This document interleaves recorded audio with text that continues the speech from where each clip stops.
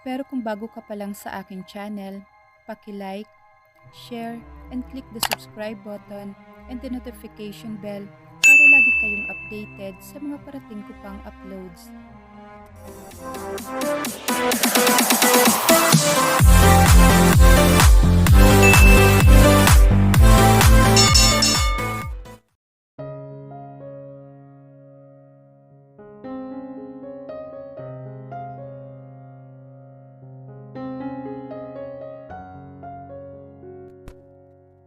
Pababa ako ng hagdan nang maabutan ko sina Rafael at Elena na nag-uusap sa harap ng hapag.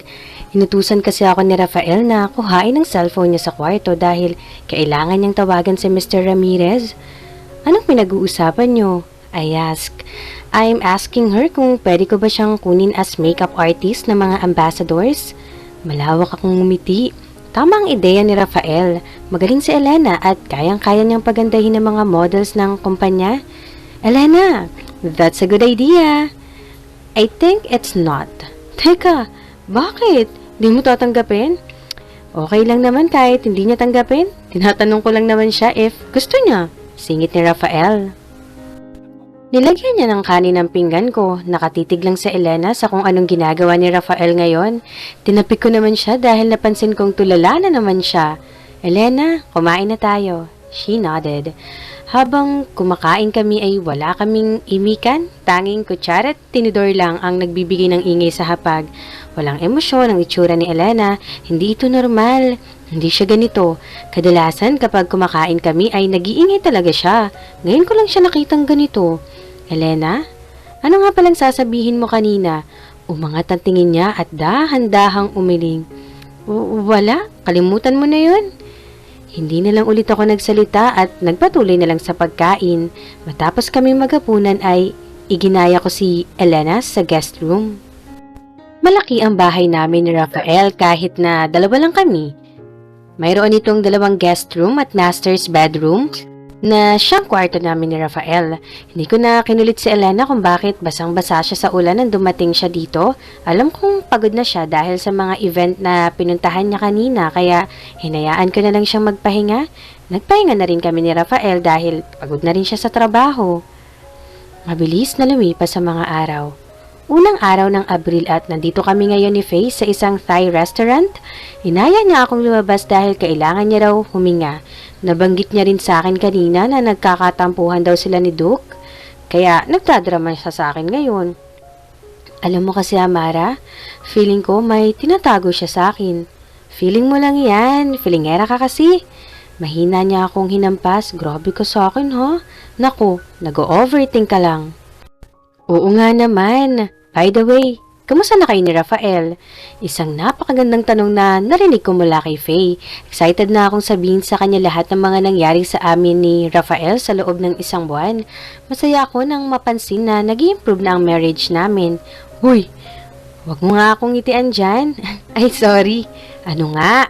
Kinuwento ko sa kanya dahil nang magagandang nangyari sa amin ni Rafael. Namangha ako sa reaksyon niya dahil hindi talaga siya makapaniwala na nagiging mahigpit na sa akin si Rafael. Gaga, ano sa tingin mo? Nag-usap lang sila ng Glenda na yon hanggang alas 11 ng gabi? Syunga ka ba, Amara?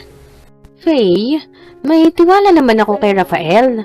Nung araw na yon ay hindi naman ako naghinala sa Glenda na yon at kay Rafael. Mas lalong hindi ako naghinala nang malaman kong may anak na pala si Glenda, kaya no problem. Sana nga, totoo ang pinapakita sa iyo ni Rafael. Bakit? Joke-joke lang ba ang pinapakita ng asawa ko? Alam kong naninibago lang sila. Ganon din naman ako dahil nakikita ko na talaga ang pagbabago ni Rafael. Magpabili ka na kay Rafael ng sarili mong sasakyan? Biglang sabi niya sa kalagitnaan ng pagmamaneho. Ihahatid na niya ako pa uwi dahil may pupuntahan pa daw siya ngayon para sa business niyang hindi ko alam. Anong gagawin ko sa sasakyan hindi nga ako marunong magmaneho? Driving lesson. Tsaka na lang ako mag-aaral magmaneho kapag hindi na ako tinatamad. Tinuruan na ako dati magmaneho ni Edric nung college pa lang kami, kaya lang di ko talaga magets kaya inihinto na namin yun.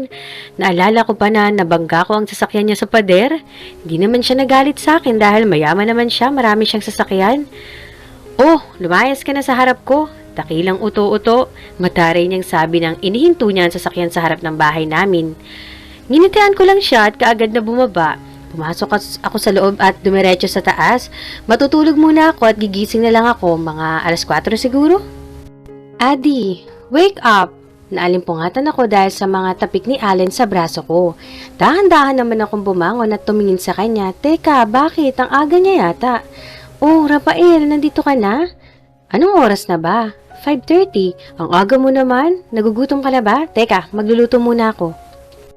Bago pa ako makatayo ay pinigilan na niya ako. Magbihis ka na, alis tayo.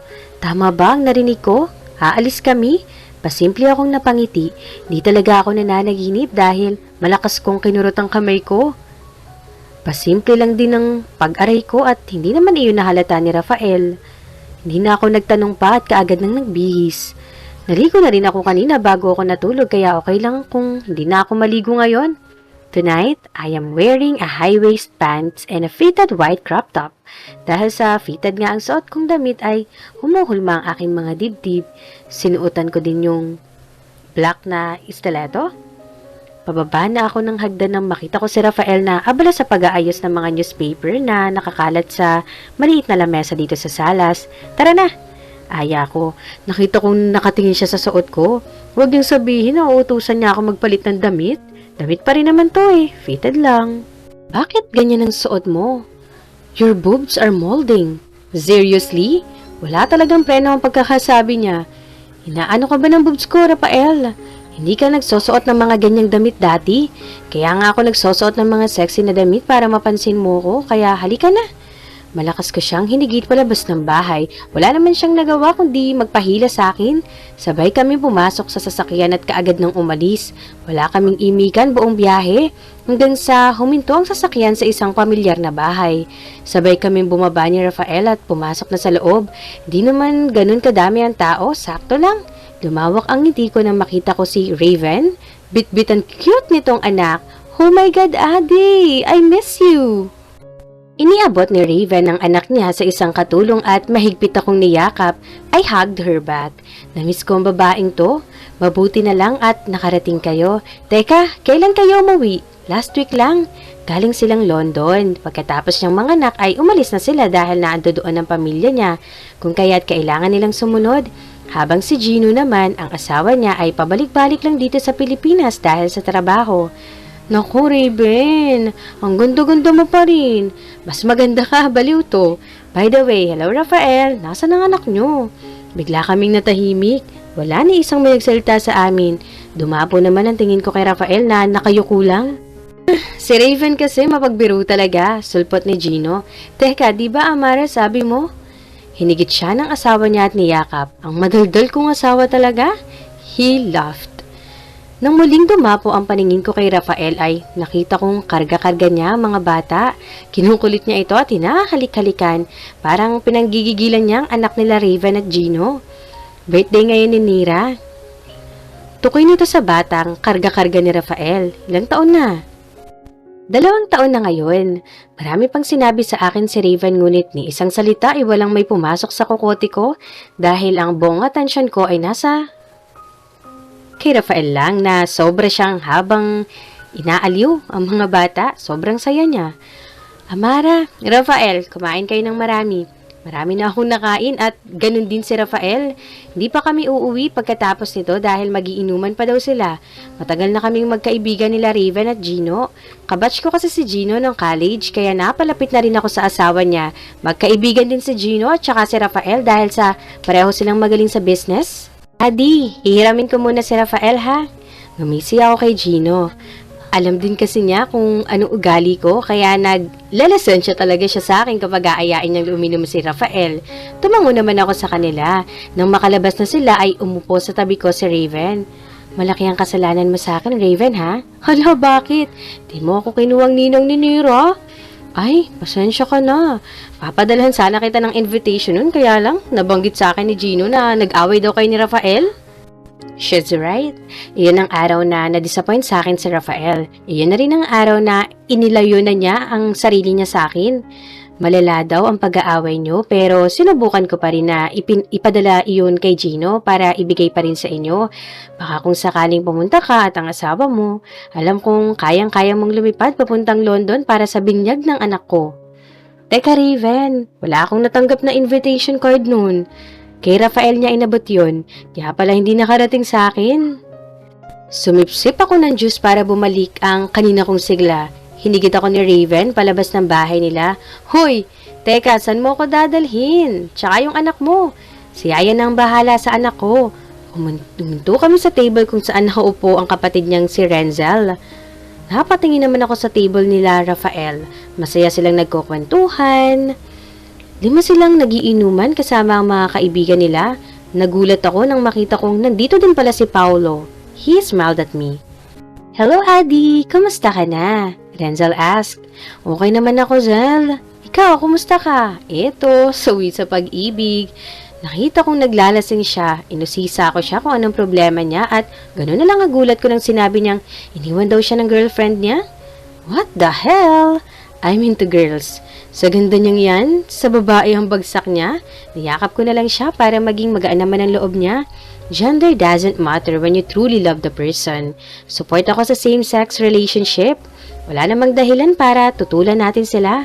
Karapatan nilang gawin yon kung anong gusto nila. Karapatan nilang magmahal kung sino man ang mapupusuan nila. Mapababae man yan o mapalalaki. Kantahan mo na lang ako, Amara, para mas maging okay ako. Ayoko nga, baka ma-inlove ka pa sa akin, no? Baliw ka. Sige na, ako ang pipili ng kanta. Hinayaan ko si Zel na pumili ng kantang kakantahin ko para sa kanya. Sa totoo lang ay hindi naman ako kumakanta pero maganda ang boses ko. Tinatagong talent kumbaga. Ayoko kasing ma-expose ang maganda kong boses at baka mas lalong ma-inlove sa akin ng asawa ko. Iniabot sa akin ni Zel ang microphone at napaangat ang kilay ko na makita kong ang title ng kanta. Title, Forever's Not Enough by Sarah Geronimo? What the hell, Zel? Nag-umpisa ng tumugtog ang kanta at ilang sandali pa ay lumabas na ang lyrics. Nakaharap ako ngayon kina Raven at Zel at dahil nakaharap ako sa kanila ay kitang-kita din ako sa table nila Rafael. May inilapag kanina na wine sa table namin ni Raven. Tinitigan ko lang si Rafael habang nakangiting nakikipag-usap sa mga kasama. Sa oras na yon, di ko na malayang nakatitig na rin pala sa akin si Rafael. Hindi ko inalis sa mga titig ko sa kanya habang binabanggit ang mga makahulugang salita na hatid ng kanta. Your love is something no one ever can place. Wow! Go, Amara! Raven shouted. Ang hiling ko lang ay sana maintindihan niya ang pinaparating ng kanta at gusto kong malaman niya na siya ang buhay ko. Pasulyap lang ako kay Rafael na marahang nakatitig sa akin. Nang natapos ko ang kanta ay bumalik na ako sa pagkakaupo. That's my Amara. Zel hugged me tight. Hinantok ako sa kanta mo. Grabe ka, Amara. Natawa na lang ako sa sinabi niya. Mabilis na lumipas ang oras hanggang sa inabot na kami ng 1:00 ng gabi. Hindi naman gaano nalasing si Rafael dahil magdadrive pa siya. Ang nalasing ng sobra ay si Gino talaga. Si Paulo ay mamula-mula na rin at hindi ko alam kung kaya niya pa bang magmaneho. Paulo, kung sumabay ka na lang kaya sa amin. Oo nga, Paulo, baka kung anong mangyari sa'yo, iwan mo na lang dito yung sasakyan mo. No need. Kaya ko pa namang mag-drive. Hindi. Sumabay ka na sa amin ni Rafael. Inalalayan ko si Paulo na makasakay sa backseat. Pagewang-gewang na siya habang naglalakad. Hindi naman ako tinulungan ni Rafael sa pag-akay sa kaibigan niya. Suplado talaga. Nang makaupo na ng maayos si Paulo ay sumakay na ako sa front seat. Nasa loob na rin si Rafael at pinapainit ang makina. Sinilip ko si Paulo at natawa na lang ako nang makita ko siyang nakahiga na sa likod. Ano? Tara na, Rafael, inaantok na ako. Tumango naman siya. Ang akala ko aalis na kami, ngunit hinawakan niya lang pala ang manibela. I like your voice and I love you. Pagkasabi niya noon ay pinaandar na niya ang sasakyan, habang ako naman ay namumula na dahil sa kilig. Ngayon na lang ulit ako na sinabihan ng I love you ng asawa ko. Hindi ko alam, basta kinikilig ako na parang teenager. Nakakamatay ang mga salita ni Rafael, para akong lumulutang sa ulap. Tanggapin mo na kasi yung alok ko. Umiling ako kay Tim. Halos buong araw na niya akong pinipilit na pumasok sa pagmamodelo. Ang sabi niya ay kapag tinanggap ko daw ang alok niya ay magiging marami akong kaibigan na bakla. May mga bakla na hahawak sa akin habang siya naman ang designer ko. Pero kahit anong gawin niya, hindi ako papasok sa pagiging modelo. Tinulungan ko sa Elena na ayusin ang mga gamit niya para mabilis siyang matapos. Napansin ko rin pala na, alam mo yun, na nagsasalita si Elena at hindi niya ako pinapansin. Hinayaan ko na lang siya dahil baka may problema siyang iniisip. Mamaya ko na lang siya tatanungin kapag tapos na ang trabaho niya. Hindi pa rin ba nakakabalik si Glenda? Ang tagal naman ng bakasyon niyo. Lumapit ako kay Tim na abala sa pag-aayos ng mga nakahanger na gown. Siya may gawa nito. Ang gaganda ng mga gown, parang gusto kong suotin. She's enjoying on her vacation, Tim. Singit ni Veron na kakapasok lang. He smiled at me. Medyo naging close na kami ni Veron dahil palagi akong dinadala ni Elena sa lahat ng event niya. Ang akala ko nung una hindi maganda ang ugali ni Veron pero nang makilala ko na siya, sobrang bait niya pala talaga. May kaartehan lang siya dahil spoiled ng daddy niyang gobernador. Hi Amara, did you eat na ba? She asked. Oo, kakatapos lang namin kumain ni Elena. Ikaw, kumain ka na? Yes, kakatapos lang din. Iginaya niya ako paupo sa mahabang sofa kung saan nakaupo na rin doon si Tim. Ay naku Veron, pilitin mo nga yung si Amara na pumasok sa industry ng mga modelo. Ay, nasasayangan ako sa ganda ng babaeng to. Ay naku Tim, hayaan mo na lang si Amara dahil magbabago pa naman ang isip niya, right Amara? Hindi ko alam kung bakit napatango ako sa sinabi ni Veron. No, ayoko talaga. Hindi bagay sa akin na maging modelo. Mas bagay sa akin maging housewife ng CEO. Matapos ang event ay nagpaalam na kami ni Elena kay Tim at Veron. Magagabi na rin at kailangan na namin magpahinga. Sabay kaming sumakay ni Elena sa sasakyan niya.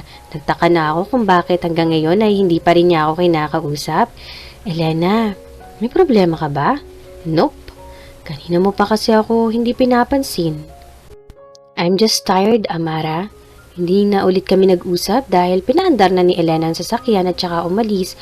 Wala kaming imik buong biyahe hanggang sa huminto ang sasakyan ni Elena sa harap ng bahay namin. 8:00 na ng gabi at sigurado ako nasa bahay na si Rafael. Elena didn't glance at me since this morning. What happened to her? Did I do something that she didn't like? Elena, galit ka ba sa akin? Actually, ganito talaga si Elena every time na nagkakatampuhan kami. Di niya ako kinakausap at nananahimik lang siya. Alam kong may nagawa akong hindi ko alam na siyang dahilan kung bakit hindi niya ako pinapansin buong linggo. Elena, may nagawa ba ako? Please, tell me na. Alam mo naman na kapag ganito ka hindi ako sanay. Hindi siya nagsalita. Elena, please, tell me na. Ano bang kailangan kong gawin para hindi ka na magalit sa akin? Ituloy mo na ang annulment. Nagulat ako dahil sa sinabi ni Elena. Anong ibig niyang sabihin? Walang dahilan para ituloy ko ang annulment. Okay na okay kami ni Rafael at sinabi na rin niyang mahal niya ako. Kaya hindi ko maintindihan sa Elena kung bakit siya ganito. Elena, anong sinasabi mo? Hiwalayan mo na si Rafael. Bakit mo sinasabi sa akin yan? Mahal ko si Rafael at sinabi niya rin sa akin na mahal niya ako. Sinabi niyang mahal ka niya at naniniwala ka naman? Elena, ano bang nangyayari sa'yo? Akala ko ba kaibigan kita? Dapat sinusuportahan mo ako sa lahat ng desisyon ko Hindi yung inuutusan mo akong hiwalayan ng asawa ko. She sighed. Amara, nagiging tanga ka na nang dahil sa kanya. Nang dahil sa sinabi niya ay bigla ko siyang nasampal. Nanginginig ang mga kamay ko. Nakita kong namula ang pisngi niya at may namuong luha sa kanyang mga mata. Amara, okay lang nasaktan mo ko. Ginagawa ko to dahil gusto kitang protektahan. Nang makita kong umiiyak na si Elena, ay may mga namuo na ring luha sa mga mata ko. Ito ang unang beses na napadapo ko ang palad ko sa kanyang pisngi. Di ako makapagsalita dahil sa nagawa ko. Amara, kung gusto mong maging maayos tayo ulit, hiwalayan mo na si Rafael. Bakit atat na atat kang hiwalayan ko si Rafael? May namamagitan ba sa inyo? Kaya, Amara, ano bang pinagsasasabi mo? She shouted. Hindi ko to ginagawa para sa sarili ko. Ginagawa ko to para sa'yo, para maprotektahan ka. Protektahan ako? I'm sorry, Elena, but I don't need you. Hindi ko hihiwalayan si Rafael at kung gusto mong tapusin ang pagkakaibigan natin, wala akong pakialam. Inalis ko ang seatbelt ko at kaagad na lumabas ng sasakyan. Padabog kong sinara ang pinto at mabilis na pumasok sa loob. Nang makita kong nakaalis na si Elena ay nanlambot ang mga tuhod ko. Bumagsak ako sa matigas na lupa dito sa harap ng pinto. Ito na ba ang pagtatapos ng pagkakaibigan namin? Inaamin kong nagsisisi ako dahil sa ginawa kong pagsampal kay Elena at sa mga salitang binitawan ko. Ang pagiging concern niya ay hindi ko maintindihan. Walang ginagawang mali sa akin si Rafael at naniniwala ako sa asawa ko. Alas 9 na ng gabi at nandito pa rin ako sa sala habang hinihintay si Rafael. Bakit hindi pa siya umuwi? At bakit hindi man lang siya tumawag sa akin kung malilate siya? Malamig na ang niluto kong pagkain. Nakaidlip na ako ngunit pagising ko ay hindi ko pa rin nakikita ang asawa ko. Inabot ako ng madaling araw kakahintay kay Rafael hanggang sa naisip ko na liligpitin ko na lang ang mga pagkain sa lamesa. Hindi na rin ako kumain dahil nawalan na ako ng gana. Umakyat na lang ako sa itaas at natulog na.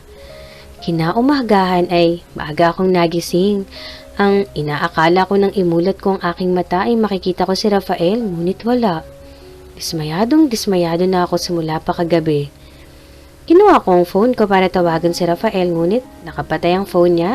Ilang beses ko siyang sinusubukan tawagan ngunit wala talaga.